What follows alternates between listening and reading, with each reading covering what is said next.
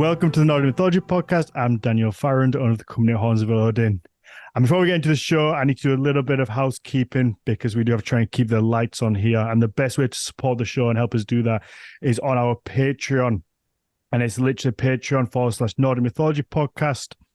And we have a bunch of different incentives over there to join us. It's just £3 a month. You're going to get early access to the episodes. You're going to get access to the Discord server where we have a lovely little community. It's a lot of fun in there. You get a bonus episode every week where it's just an extra episode, and it's kind of an extension of the main show where the viewers get to ask the guest questions through me. I am like a conduit for the questions. You get to submit them in the chat, and basically, like I say, it's an extension of the main show, and we just go on for a little bit longer. So you get that extra episode every week. You also get the story time with Jonas Lorentzen, which we do every other week, where we read through the sagas and have a lot of fun. They tend to be chaotic as the start of this episode, to be honest, which we'll get into in a second. So yeah, they're a lot of fun.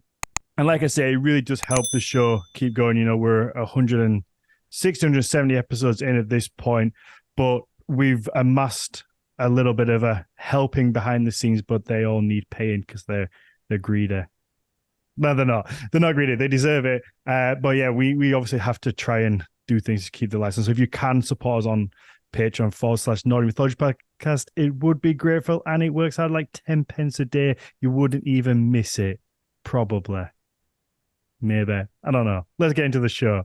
All right. Today I'm joined by Genevieve. Please pronounce your surname for me again. Gornichec. So, okay. I'm going to lift the curtains up. The well-polished velvet curtains that are clearly always behind this show because it's so smoothly put together. And people listening would have no idea the chaos that usually happens. Maybe. But today has been a nightmare because I got here nice and early. Thought I would have everything set up. My lovely Canon camera decided to not work. So if anybody that works for Canon is listening, fuck Canon, because I'm sick of it. I'm sick of the shit. I bought a lovely Canon R10, this really nice camera that I expected to be able to use as a webcam. Of course, should be able to just use this lovely mirrorless camera as a webcam, but apparently you have to subscribe. I can use it as a webcam, but only in SD 30 frames per second. Fuck SD, right? We it's 2023, shouldn't have SD anymore. Let's just throw that in the bin, get rid of that. There's no excuse for it. But they want me to pay extra to have it in HD, and that's not even the part that annoys me the most. The part that annoys me the most is that you can't have it unless you live in the USA. So if you live outside the USA, I now have this lovely camera, which is a great camera, lovely camera for taking photos, but as a webcam, it's dog shit. I look like I'm from the 80s because I'm in SD. And they crop it slightly odd to the size of it. I tried putting in a fake. This is probably illegal. Probably shouldn't even admit to this. Tried putting a fake American address in there. Wouldn't let me do it. Oh, it's just been an absolute nightmare. So genuinely, from the bottom of my heart right now, fuck Canon unless somebody messages me and helps me fix this because it's a nightmare. And I've had a red eye all day because I didn't sleep very well, so I've had a bloodshot eye. But that's my rant. So that's my initial rant over. That's not what we're here to talk about. We're going to talk about your lovely books. They sure are books. And I do have to say, if we did start on time, my cats would have been in the middle of their afternoon brawl, which was happening like as we were getting all situated here. So I'm thankful for that because there would have been a lot of noise in the background. And so it worked out. It all worked out. It would have been less swearing that was happening here, I'll tell you that. Right. Because I'm just so beyond frustrated with it. And that probably comes out in that little rant that I had then. Because, you know, you buy a little webcam, especially when it says on the box, this camera can be used as a webcam. Yeah. Brilliant. For a price. For an additional fee. But it's not even, like I said, it's not even the additional fee that bothers me. It's the fact I can't even pay the fucking additional fee because I live in the UK. It's like, it just doesn't make sense to me. That's wild. Like, at all. It just doesn't make sense to me. But Canon, they apparently are notorious for having terrible software.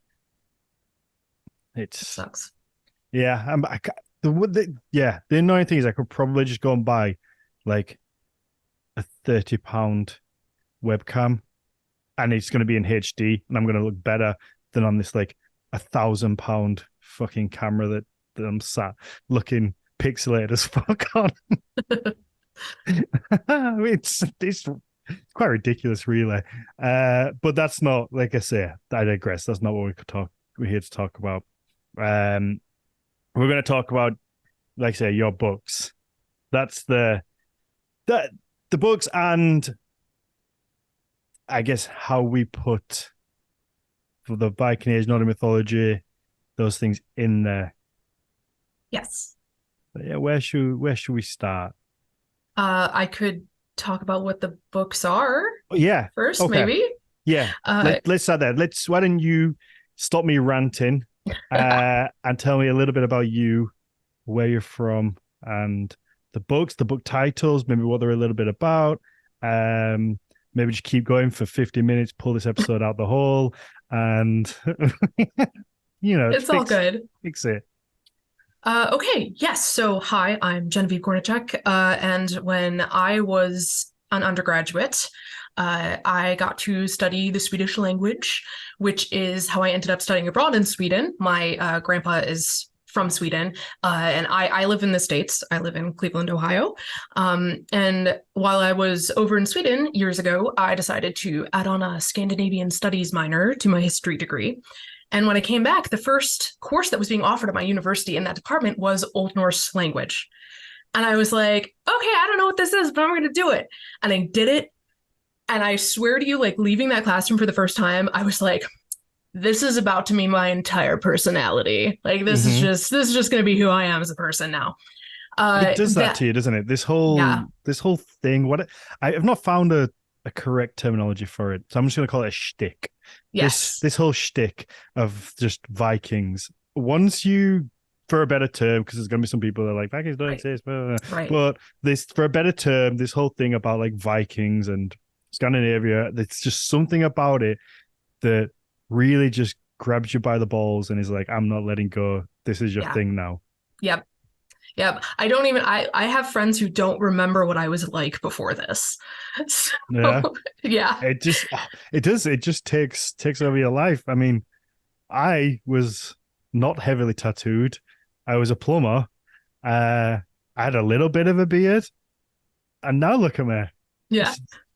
Just covered in Nordic style tattoos. I've got a beard. I run a podcast that's sometimes successful and does well, sometimes just falls apart. I have a Nordic style business, I guess. Like, it's really taken my life. Yeah, I feel that on a spiritual level. So I also while I was taking courses in that department, that autumn I took a Nordic mythology course, and during that time I did this totally wild thing called National Novel Writing Month, which is where in November a bunch of authors who hate ourselves apparently decide to write 50,000 words in 1 month, in 30 days. And that's more than I've written my entire life. And weirdly enough, like it's not actually that many words. It is for a month, but like that is like a novella size thing. Like, so not really like a novel, but when I wrote a sad Loki fan fiction for my National Novel Writing Month novel that year in 2011, and now it looks like this. And nobody is more surprised about it than I am. So that was the starting point, was just you just wrote a sly little 50,000 words. It ends up clocking in at more like 80,000, but the finished one is now like you're showing 104. No, but I did that after the fact. Okay. Oh, so you went back to it and added to it. Yeah, I had to. So I sat on it for about 7 years before I actually tried to get it published. And then I had to kind of revise and do all that stuff. And that's how it got a little bit longer. So The Witch's Heart is a sad Loki fan fiction. It's a reimagining. Is that how that's the one that started out as a Loki fan fiction? Yeah. Yeah. Oh, okay, Well, right. This is the UK version. Oh, when you said it looked like this, I thought you meant as in this was the progression of now I have books. I didn't realize that it started out. Yeah. It literally started out as that and then became. Yeah. So it's been a wild ride. That's the first thing you wrote? I had written a bunch of other stuff in high school and college, but this was my first thing that ever got published. So, and that was 2.5 years ago it came out. Are there many writers that get like the first proper thing published? That's a good question. I feel like that's probably quite uncommon. Yeah, I would think so, just because I would not want the first thing I ever wrote to get published because it's not very good. You kind of live and learn and progress your skill sets and such. So, yeah. Yeah. So, okay. So you wrote a Loki fan fiction. I jokingly call it that. It really is it's a reimagining of the Nordic myths centering the giantess Angerboda, who is the mother of Hel, Fenrir, and Jormungand with Loki. So it's kind of like her side of the story. And she's only mentioned once in each of the Eddas, and both times in relation to Loki and their children. So I really didn't have anything to go on. And there's 1,000 ways that the story could have been written. And this is just my take. So this is the UK cover, which is why I'm holding it up. So why do publishers do that? Have like a different cover for different countries? Is there a reason? They just think that different covers would do better in their market, maybe. Authors don't really get a say in that. They're just like, this is what's going to work for us. And I'm like, you know your market better than I do. So yeah, you just got to let them you just put the words down and let them do what they got to do. Yep. Okay. So was it always, I guess, I'm trying to figure out, because obviously you stood at university and then became a writer.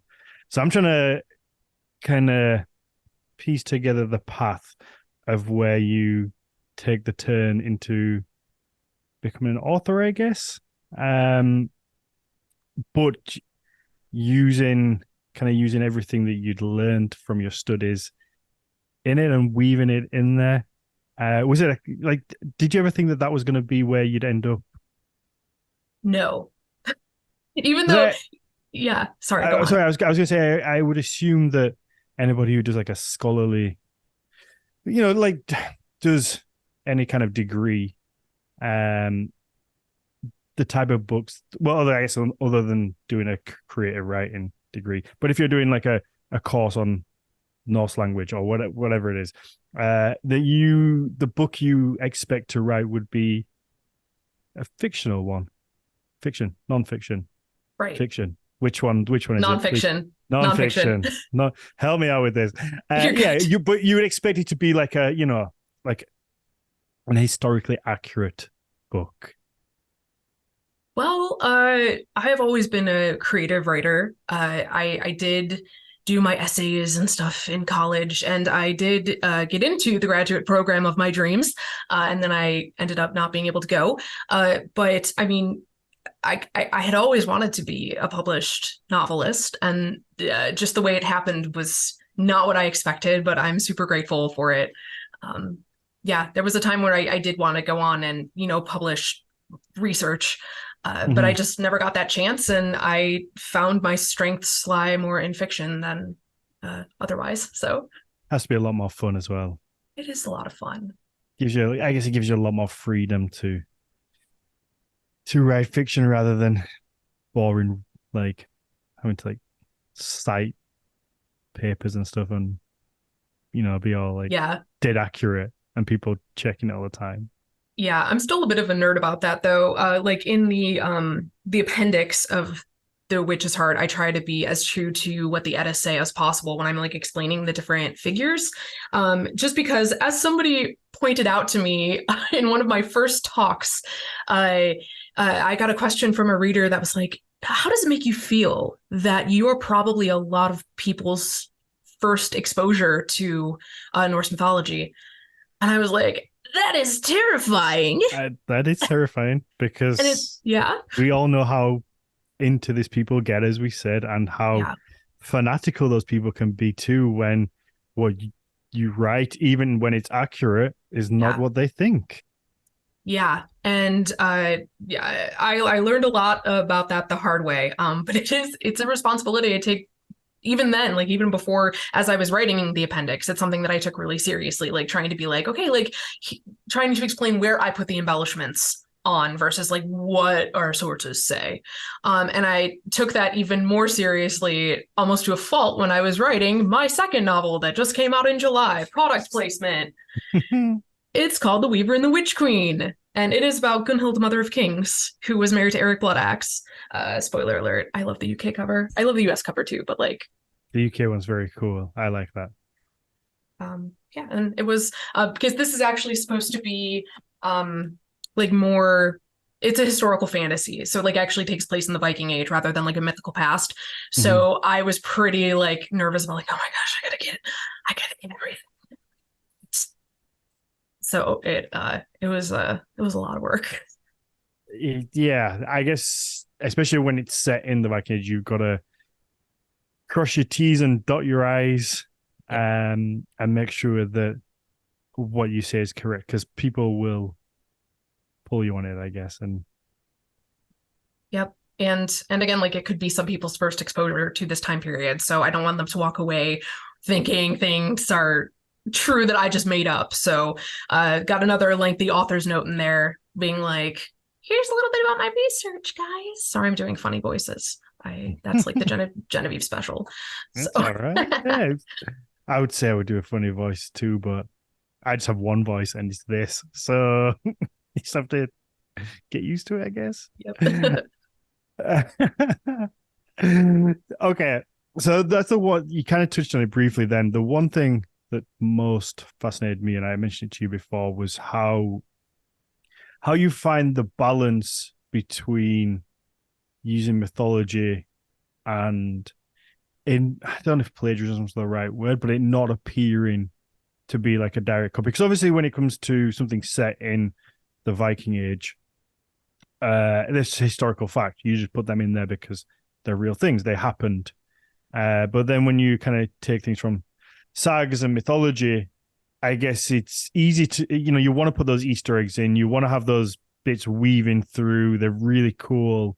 But then if you just take a story and kind of just rewrite it as your own and put it out there, people will be quick to be like, well, that's just Lokasenna, but dressed up a little bit different. So how do you avoid that? I imagine that's got to be a really difficult task. So I think in my case, for The Witch's Heart, it was very much one of those things where, like I mentioned, we didn't have a lot of information about Angrboda. So I got to have free reign to do as I wanted to, while like sort of recounting some of the myths as we go along. And we're kind of getting them because basically Angrboda spends the first half of the book like just sitting in her cave raising her strange children, and Loki comes back and forth and like tells her some of the myths like as we know them from the Eddas.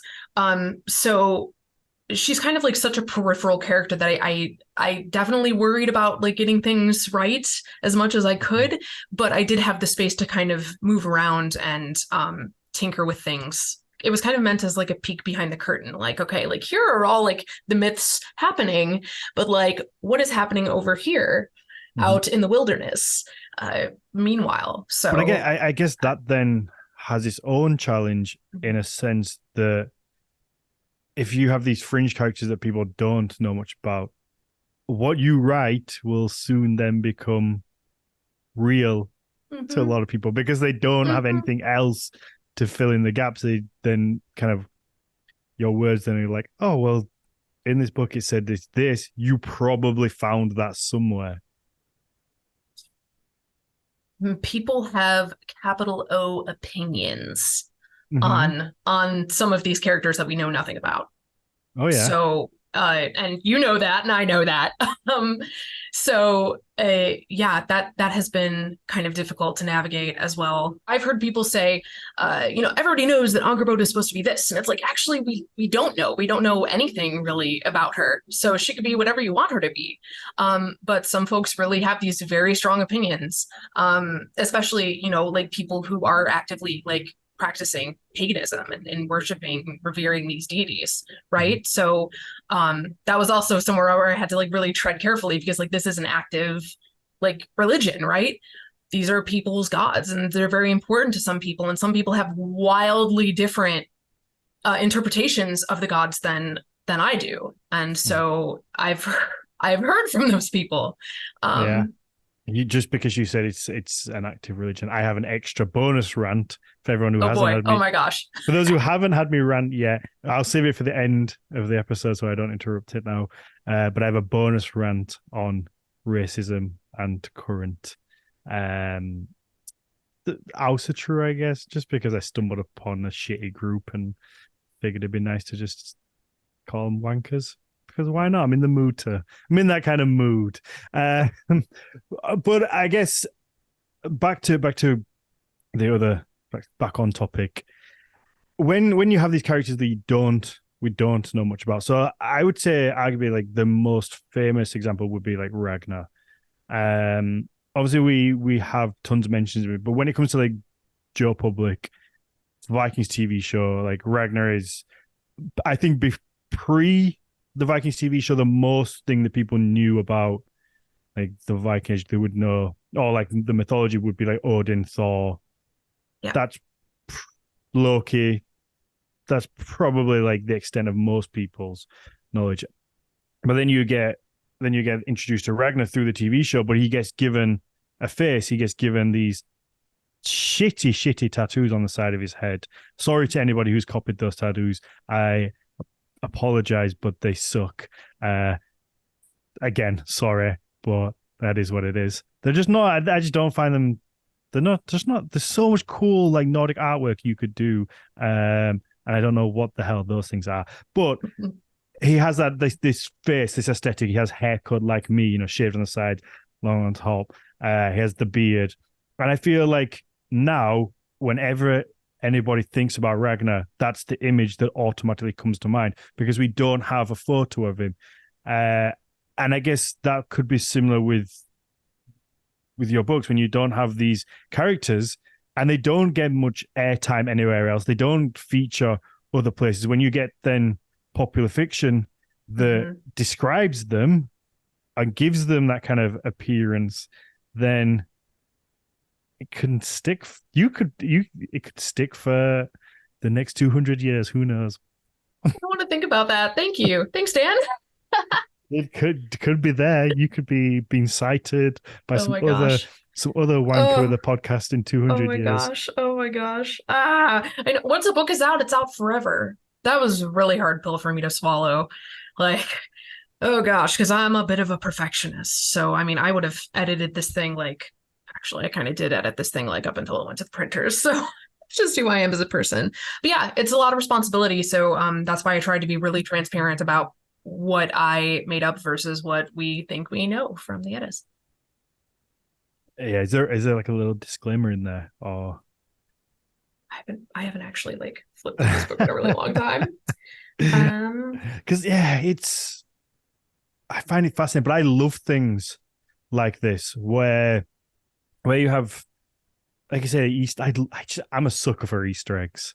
mhm. Like just little things that I know from somewhere else. I just love it. Gets me all excited when it comes up in like a TV show. I'm like, ooh, I already Yeah. know that. Like, Yes.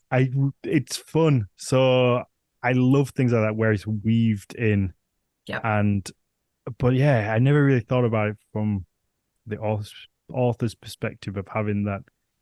He's got to add like extra pressure because if they're your characters, yeah, okay, if you've created them, the best example I have is like would be Game of Thrones. Mhm. Like a lot of people hated the last series, the last few episodes. I didn't particularly like it. I thought that it was kind of not how I would have ended it. Hmm. But I wholeheartedly defend, if that's how George R. R. Martin wanted to end it, I would wholeheartedly defend him, because I'm like, you're giving me a lot of awesome TV show, a lot of awesome books. These are your characters, you created them. If you want to end them like that, fair enough. Like, whatever. Like, I don't know, I have to respect that. But when you're playing with like characters who existed before, like they're not your creation, they're out Right. there. Some people already have connections to them, especially when you're talking about things that are active religion, where some people worship these deities, these characters. They have altars to them in their house, they have tattoos of them. Then that's a whole different responsibility of looking after a character. That was a long-winded way for me to ask that. No, I agree. It was something that I was thinking about, not even in the back of my head, like the front of my head the whole time. I was, writing, promoting The Witch's Heart. Yeah, there were a lot of things to be mindful of. And a little bit less so for the Weaver and the Witch Queen, just because the medieval Icelandic sagas are not as recognizable. Gunhild, Mother of Kings, is not like as much of a recognizable name as like Loki and Thor and all of them. So, but I did still feel very, very pressured to try to not make mistakes. Yeah, that's it. It's when when you have people who do, like like I say, it is an active religion and a growing one of that. So you do have. I've said quite a lot on the podcast. I'm agnostic. I don't go to any particular religion. I'm quite open and just I don't want to. I'm sitting on the fence. I don't want to choose either way. But there are people who do, and they have a very strong spiritual connection to these characters. Yes. And you have to kind of be the ward for them when you're putting them into these things. And how do you go about kind of looking after that?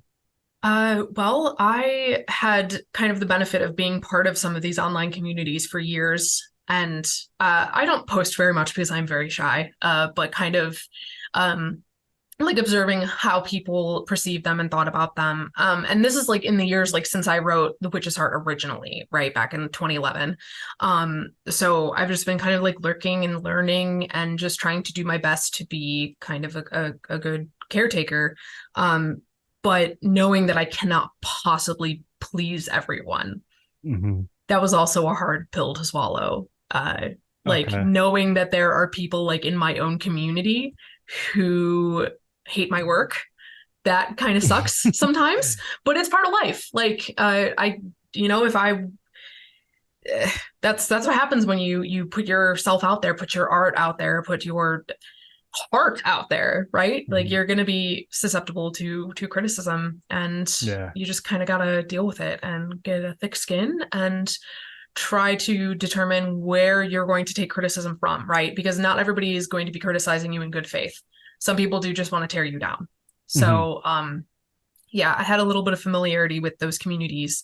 And that's kind of just how I researched in that regard, just seeing how people felt about certain deities or how they would honor them in different ways, because it's such a fiercely individualistic kind of community, right? Everybody has their different ways of honoring the gods, and there's no one like right way, unless you want to try to reconstruct what paganism might have looked like back then, which is super complicated, just because of the written sources being from hundreds of years later, as you've talked about on the podcast before. So sorry, long-time listener. So that's all right. Like I say, every podcast is someone's first podcast. Yeah. So I guess you're almost starting on a back foot, because it's kind of like when you read a book and then they make it into a TV show. The book, you've had the imagination, you've created the characters in your mind. They are yours to a degree, and it's this thing that you've made in your own imagination. And then when it gets put into a movie, it always disappoints. You always hear people say, well, it's not as good as the book, because it never will be, because the book is your thing. Yes, you're reading the words and having direction, but you're creating the world in, like I say, with your own imagination. So when you take characters like this, where people have that connection, and it is one of those things that probably make Norse mythology so interesting for people, because there are so many gaps. There isn't a direct description of how you would do a ritual, how you would worship a certain god, what they look like. There are all these big gaps that people fill in with their own parts and fit them into their own lives. Then when you do what you do and put them into a book and make the characters, you will have a certain group of people who go, that's not my Loki, or that's not my Thor. So yeah, I never really thought of it like that. And the fact that you would have people who just disliked them, didn't even give it a chance because it just doesn't fit their version, I guess.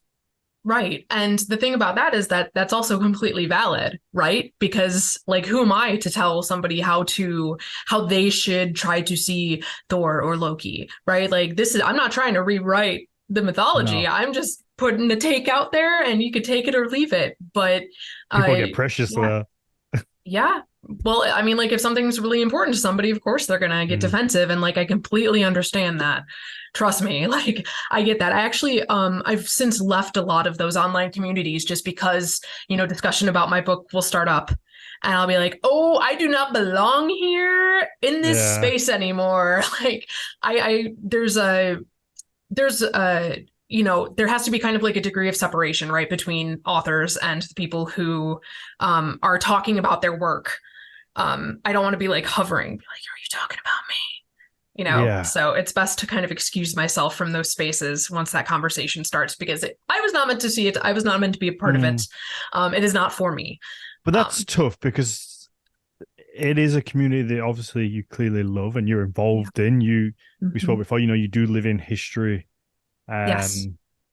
So it's tough, I guess, to feel like you have to remove yourself from places that you love based on something you wrote that you put out there with all good intentions. It's just that some people people are just shit sometimes, aren't they? Like, if you don't like something, you don't like it, just don't fucking read it. But people just suck at times. Yeah. But it is one of those things. It's such a catch-22, because it's also what makes all of this shtick, to go back to that, like, so rewarding at times, is because people love it so much and they become so passionate about it, and it's so amazing. But you get the flip side of that. You only have to spend 10 minutes in a Facebook group to see people arguing over the same thing every day. Yeah. Do you have double runes? Did so-and-so do this? What does this stand for? And it's the same argument every day by the same people. And it's like, oh, this is exhausting. It is exhausting. But yeah, they keep going. They keep doing it. But I think somebody, Kim said quite well, I think she said, hating your work is not hating you, which I think is a nice takeaway to remember, that maybe they don't agree with how you use a character, but it doesn't mean that they don't like you as an author. It's not even you as an author, I guess. It's just you're dealing with sensitive stuff. Yeah. Yep. And sometimes people do make it personal, though, is the only thing. So, yeah. But I mean, you just block them and move on. That's bigger than gotta do. That's better than what I do. I'd just do what I did with Canon and just be like, you fuckers, fix your shit. Stop being assholes.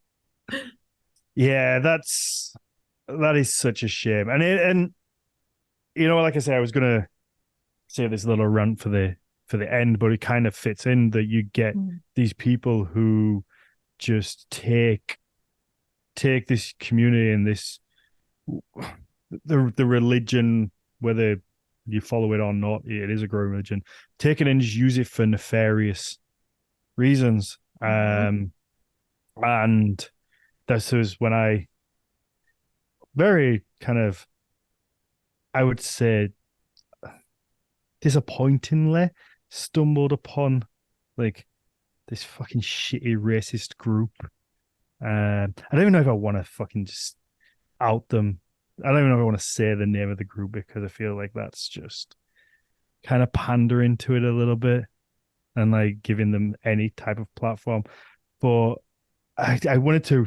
I read they have a statement of ethics, and I read it. And I couldn't believe what I was reading. So I'm gonna read. I'm just gonna read the statement of ethics, or just part of it, because it's. I'll paraphrase. We.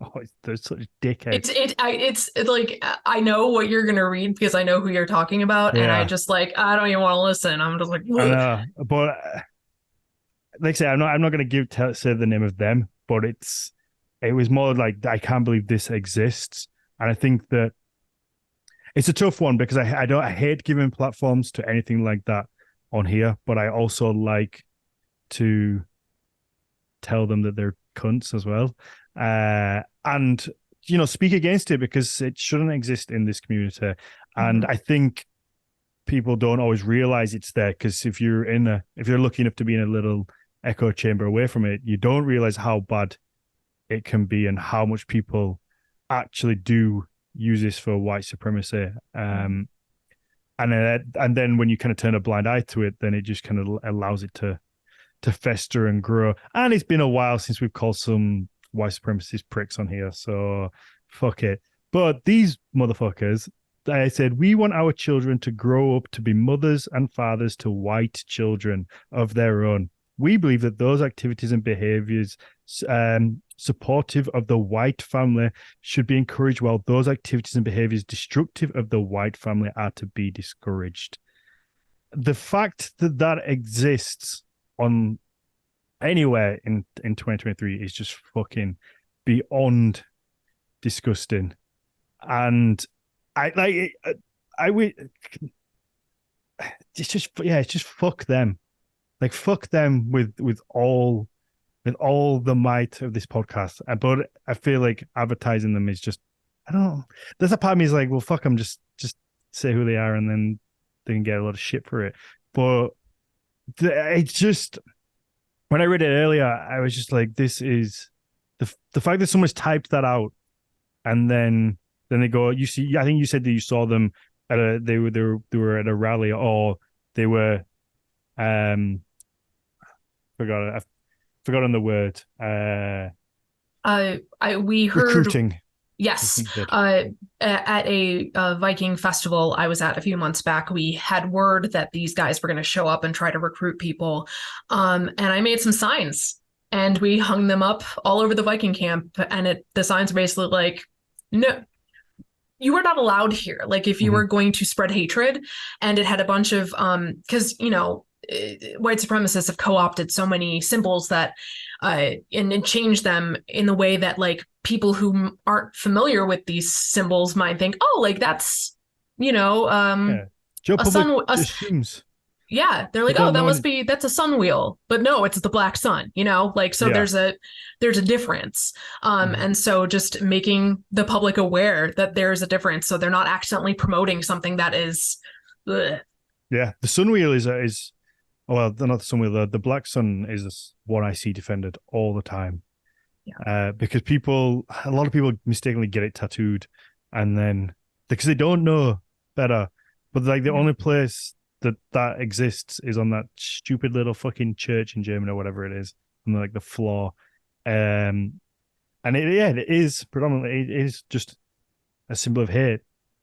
But yeah, it's just, the whole thing is just a big minefield. Mm-hmm. And I hate it. There was like I said, that was one of the reasons why me and Matthias started this podcast all those years ago, was because of shit like that. And we haven't come across it too much recently, but that's probably because I've just maybe stayed away from certain places, because it clearly is still there. It's still a problem. And what's frustrating, particularly with this group, is that they put it as like a religion. They hide behind this idea of being also true, and that's kind of they're probably using that to get people involved, and unwilling people, they'll be using like the House of True word, and some people will just fall upon it and be recruited, and they'll just think that all House of True is like that. And it's fucking, I don't have the words for how sickening, annoying, frustrating, all the adjectives. Is that the right word? Adjective? Is it an adjective? I never I learned should those. know this. I never learned those at school. I was terrible for them. But yeah, it's just, I just don't know the answer to it. I don't know what the answer is to fix it, other than just call them pricks. But they don't care. They're not listening to this. The people, who are looking. I say that, but I've had messages in the past of people saying that they were kind of on that path, and they'd listen to the podcast, and it helped them kind of steer from it. So maybe some people do. It's just shit, isn't it? People are shit. Yeah, it's hard to know, like, sometimes that people are doing it out of like ignorance, or like are really being malicious, like, so education, I feel like, is the best way to combat this, to be like, hey, like, here are the dog whistles, here's what to look out for. And if something doesn't feel right, it's probably not right. Like, Yeah. I don't know. Because a lot of people, they don't know where to start when they're learning about, Nordic paganism, right? And it's so confusing, and there isn't. It's not like there's a Bible, and you just be like, right, read this. This will tell you what to do. So it's tough. So people will just fall into it, in particular. Yeah, and a lot of the people that are interested in this look a certain way. So if you get approached by someone, because they, at the end of the thing is that a lot of them will look like I look. So if you're new to this, and then you get approached by someone that looks like you, that's automatically like a welcoming thing of like, oh, you look like me. We both have like a Milner around our necks. You don't really know where to look, because it is such a chaotic place out there. You don't know what's true, and then and it can be, you just become indoctrinated into it, because they kind of brainwash you, and anything that you bring, it's like, well, this doesn't say that. It's like, well, that's bullshit. So yeah, it's fucking annoying. I hate it. But sorry to hijack the part of the episode with that, but it felt like a time just to put it in there, because I read that earlier, and it just made me so mad that I was like, what the? And I was ready to just be like, say the name and be like, fuck you guys. Everybody just go tell them to fuck off. But you just, like, I just don't want to give them the satisfaction of like letting them have the airtime, I guess. Yeah. Yep. I know a lot of Viking living history groups that screen people for that exact reason, because somebody approaches you and they're like, I'm into Vikings, right? It's like flip a coin. Like, a lot of the times, at least in my area. But I like, there's a comment here in the chat. If I can read it. Of course. Demery? Okay. There are way more people who are educated, open, loving, and willing to learn, share, support, give, etc. We have to put up with a few idiots and try to influence them to think and act without all their misplaced fear. I think that's true. A good point. The problem is, my biggest concern with this, and why I try to be quite outspoken with it, is that most people who are already in this community are very, I find that a lot of them are very liberal, and very welcoming, but it's when it comes to a general population of the world, it's a tiny percentage of people that are like into this stuff and know how welcoming it is. But the small little percentage of assholes make the biggest noise, or they're the ones who you see storming the Capitol. They're the ones you see do it, walking down with fucking burning tiki torches with like Milners on or whatever, and the Viking Age symbology. So they make the biggest noise. So the Joe public, who makes out the vast percentage of the world's population, just looks at them and then it assumes because they don't know any better. They don't have time to research. They don't have time to look deeper. They just look at what's on the news. They see a couple of times it pops up some guy that with a big beard with a Milner on saying hateful shit, and they just kind of go, people that are into Vikings really suck. They're all fucking racist. And then you kind of get labeled with it. And that's my fear, is that it's not the people that are already in this, it's the outside people who then get that judgment. And then it becomes difficult for people who are into this to just go about their daily lives or have festivals. There's a couple of people in the chat who said, that's the biggest fear about liking this stuff and looking the way they do, is being labeled as a white supremacist. And that's sad. That shouldn't be a thing. Which is why we have to be vocal about where we stand on this. So, I mean, like, you're speaking out on the podcast publicly, like, so, just letting people know, like, hey, like, we're not about this.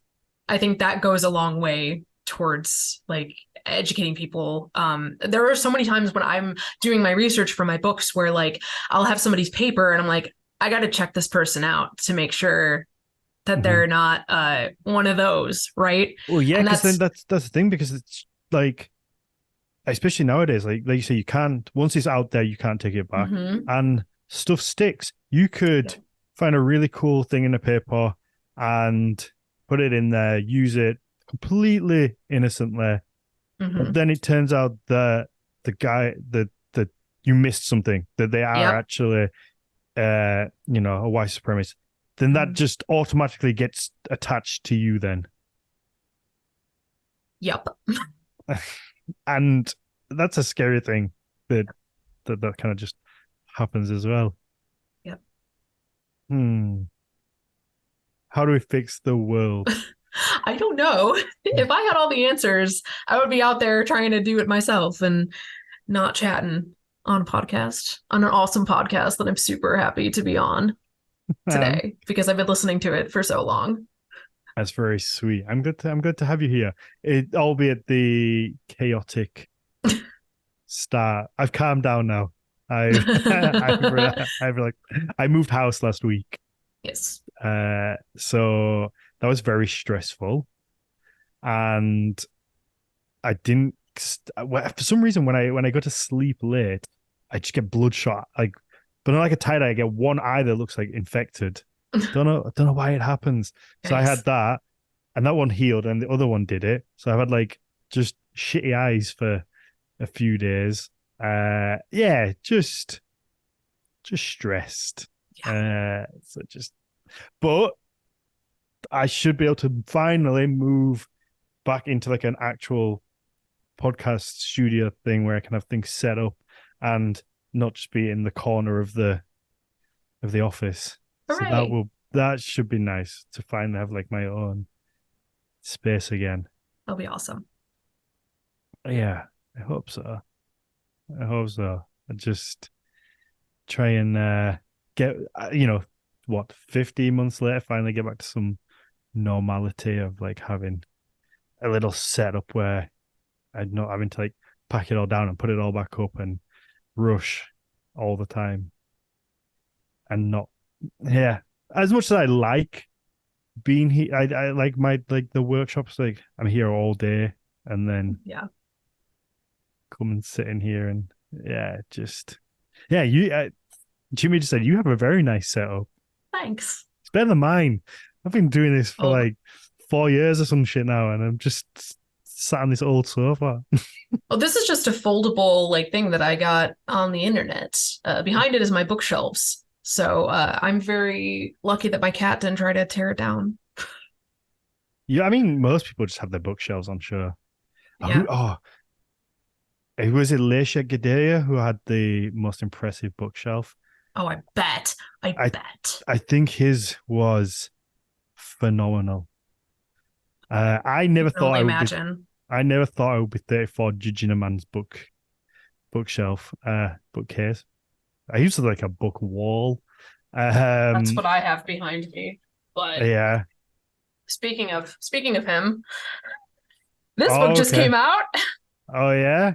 and he edited it, was one of the editors. So I'm ready for it to blow my mind and like show me a bunch of things I was wrong about in my books. That's kind of like Uh, my anxiety when I do my research nowadays. It's like, okay, I haven't read every single article in every single textbook known to man. So, like, mhm. what did I mess up that I can't take back? Let's see. But Yeah. it's part of the process. What about if stuff changes like after the fact? There's a new discovery, Right. and then you're just kind of outdated, I guess.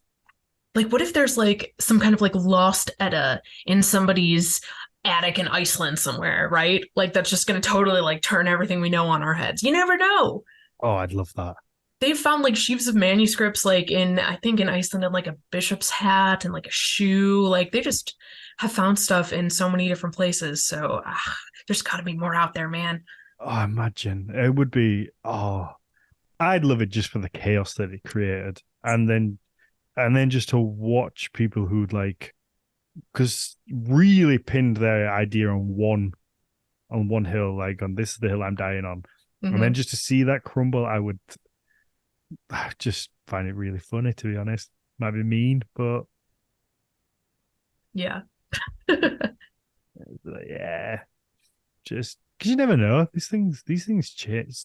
Seems like we get quite a lot of discoveries at the minute. There was recently, was it a big gold hoard that was found? Did Think you so. see that? I I didn't see think that. I'm pretty sure there's like a big gold hoard, and Bob is working tirelessly to book the archaeologist who found it. Yeah, I'm pretty sure Fingers crossed. there's like this really cool gold hoard found. Uh, yeah. So there's all you never know. Yeah. It's just that it's Yeah. the written stuff that's the issue, isn't it? Like we find Yeah. archaeology is not too much problem. It's they just didn't have any authors. They needed you back then with your fifty Yeah. thousand words. Right. It also just occurred to me that for people who are listening to this instead of watching it, I was holding up the Norse Sorceress, Mind and Materiality in the Viking World. It just came out last month. So, um, yeah, Yeah. just if in case anybody was interested. No, you need It's to got some. shout your own books out. Not everyone else is. Yeah, that's true. I just am really bad at that. So, just like, here, this is a book. It's it has words in it, and I think it's pretty okay. I was looking online. You've had a lot of reviews. It feels like a lot of people think it's pretty okay. Yeah, yeah. And again, nobody is more surprised than I am. So I'm very grateful. Do you ever read them? Nope. Read? Do you stay? Authors are not supposed to read reviews. No. I read every review that comes in for this podcast. Sometimes it breaks my heart. Sometimes it Yeah. makes me very happy. Yeah. Yeah. If I were to I definitely I read a few of them when the book like first goes out to advanced readers just because I want to see how it's landing. I want to see people's impressions. But for the most part, like I try to stay out of reader spaces as much as possible, as I mentioned. And you just kind of like, people have their own opinions on stuff and everybody's coming into it with a different perspective, So yeah, I'm sure it's different for like podcast reviews, though. I've never And reviewed a podcast, sorry, but and well, there you go. You could leave a 5-star rating, a positive review wherever you get your podcast. Please go and do that. It does help the podcast. It helps it kind of show up mhm. and people find it. So that's your job after this is to go Yes, and leave a nice aye, aye, review. Captain. But people are sometimes so mean. Me and Mateus go on once, and I think we got called Jewish liberal cooks, which might be my favorite ever review for anything My ever. goodness. Oh Uh, my goodness. which was hilarious because we went through a spell of we got called. I think we got called racist by some at one point, or like as far right, but then we also got Jewish liberal cooks like within the space of 2 episodes. Like we went. I know we don't, which we figured we must be doing something right. If we're getting the two ends of the spectrum, then we're Mm. probably like doing okay. But yeah, I remember we just got these two weird reviews. Like, wait a minute, how can we be both of those things? Which one is it, guys? Yeah. Hmm. But yeah, people can be mean, can't they? But Yep. I I from I have to admit didn't have time to read the book because I'm a shit reader. I just I'm oh, have you done an audiobook? Yes. There Both of them is are available as audiobooks. Yes. on Audible. Yes. Let's see. Uh, the Witch's Heart was actually nominated for an Audie Award um, alongside the likes of Neil Gaiman and Barack Obama, just to Well, name a few who were nominated that year.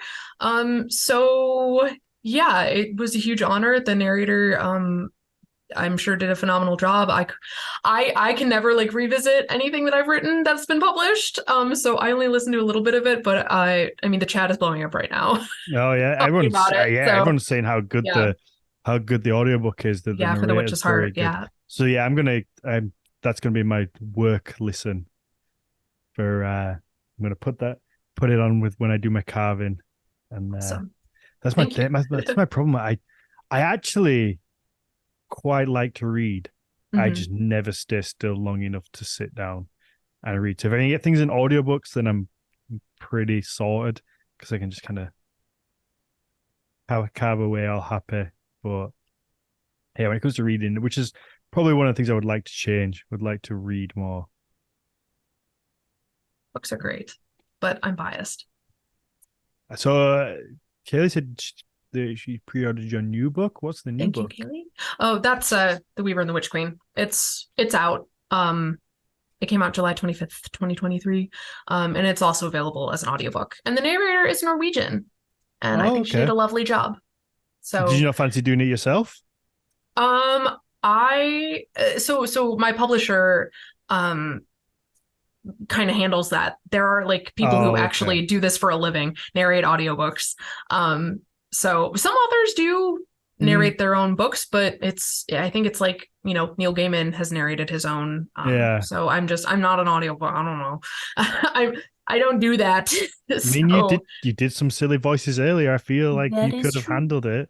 That is true. Have taken like voice acting lessons and stuff too.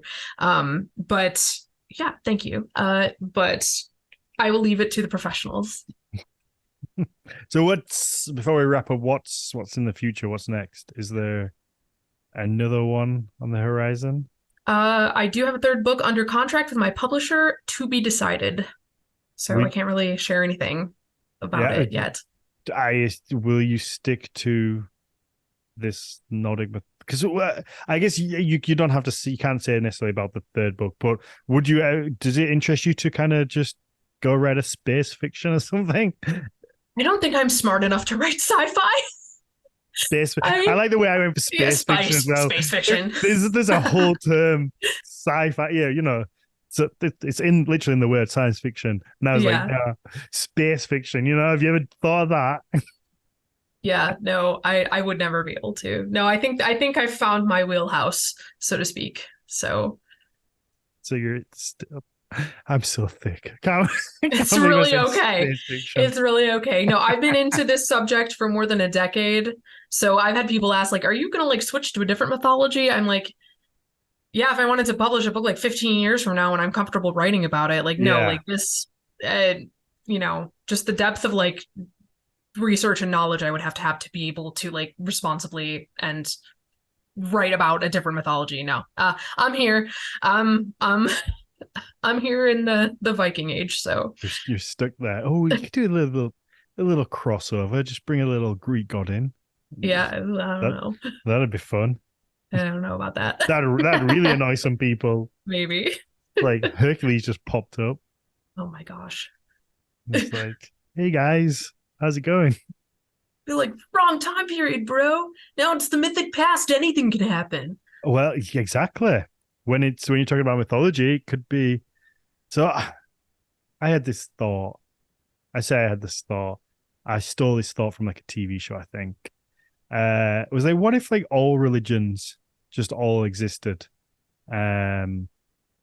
Like whatever is beyond here, whatever's past here. Mm-hmm. Like who's to say that there has to be just one? Who's to say that there has to just be the Christian God or like Muhammad or Thor and Odin? Like who says that? Why can't they all just exist? And whichever one that you believe in, that's kind of where you go. Yeah. Or maybe you can just switch between the two and just go hang out with the other people. Like Right. there's nothing to say that only one exists. And that's the world that's the one I want to believe in, is that they're all there. Everybody gets Yep. to go to wherever they're happiest, and you can just go and hang out with wherever and just go and see how the other, I don't know if you class them as cultures, but the other religions kind of are doing. And go back to yours if you want, or go and do whatever. I think that's the funniest way. Yeah. So if you want to just incorporate that into your book and give me the credit Right. for it, I would appreciate it. Yes. I did give the podcast a shout out in the new one. So you did? Yeah. And Matthias, if you're listening to this, I'm so sorry for how often the word Norse is used in this book. I just couldn't find a good alternative. Oh, you've got to. It's I'm so sorry. Yeah. And the thing is, you have to feel like, not so much like, I guess, in the body text of the book, but when it comes to like social media and keywords and trying to promote it, it's such a powerful word that it's the one that everybody associates. So you have to use it.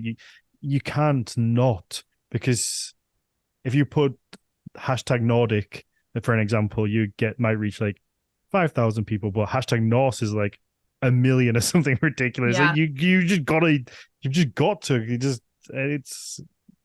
It's Pandora's box. Norse isn't going back in the box. I'm sorry, Matthias. Yeah. So Ali said that American Gods had already done my idea. Yeah. So, fuck's Kinda. sake. That's Neil Gaiman, isn't it, as well? Mm-hmm. What a wanker. Sorry, Neil, but you stole my idea. In the future. In the past, yeah. But yeah, you somehow Minority Reported me. I'm just throwing all the examples out there right now. Yeah. All right. Let's wrap this up and let the people ask you some questions. So, is there anything you want to say? Where can people pick the books up? Is there a place that's better where you get more money for it? Nope. They're available wherever books are sold. Both of them are available on audio. I have a lot of friends who like get them through the library in the States. We have Libby, I think, or like Libro FM. Like they should be on all, like every place that you can get books, they should be available. I am most active on Instagram if anybody wants to get in touch, at Jen Gornichec. That's Jen with a G. And I don't really do Facebook or Twitter anymore for author stuff. Yeah. So Instagram's really the way to go. Mm-hmm. And if you're going to listen to an audiobook, also just go out buy a physical copy for 2 reasons. One, Jen will get some of the money for that, I assume.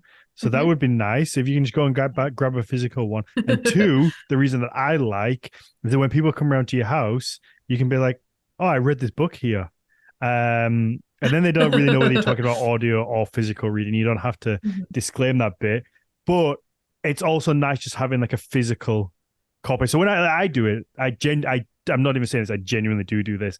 If I listen to a book on audio and I like it, I'll just buy the physical copy, because I like the tangible thing. I like having it there. I like putting it in my bookcase. I don't feel like I've cheated because I feel like I've actually listened to it. So I do that. So please do that and let Jen have some money. And whilst you're there, just subscribe to Patreon.com/Mythology podcast and give us £3 if you're feeling generous as well. Yeah, and the podcast also has a shop, doesn't it? Well, like, are those shirts still available? I'm actually wearing one of the t-shirts now. You know, I'm terrible at self-promotion as well. I love this t-shirt as well. So this says, "It never left, we did," which is a quote by Einar Selvik, and when he was talking about nature and our disconnect from it in the modern times, which is very true. You know, we kind of abandoned it it didn't abandon us. But yeah, let's let people ask you some questions, and we can then get out of here. Okay. Um, Awesome. Perfect. Thank you so much.